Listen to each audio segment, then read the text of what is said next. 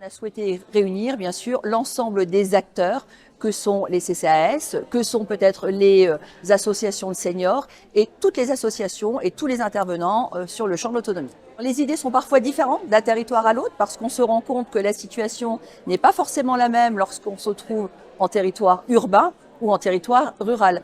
Donc les actions menées peuvent être complètement différentes, mais en tout cas, je peux vous dire que les acteurs qui sont présents et qui nous accompagnent sont pleins d'idées et on a bon espoir en fait de pouvoir mettre en place des actions en faveur de ces personnes âgées qui seraient plutôt isolées. Au niveau du département, la solidarité représente la moitié du budget du département de la Moselle.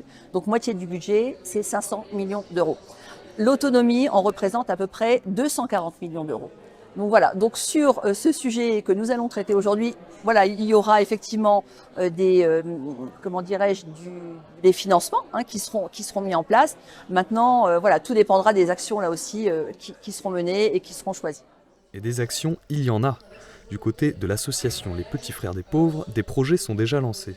L'action qu'on fait actuellement, c'est une campagne de sensibilisation du grand public.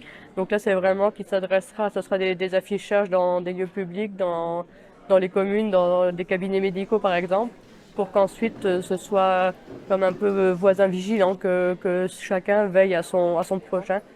Et ensuite, ça pourrait être des actions de forums santé dans les écoles pour un peu sensibiliser la jeunesse, parce que c'est aussi à la base qu'il faut commencer la sensibilisation.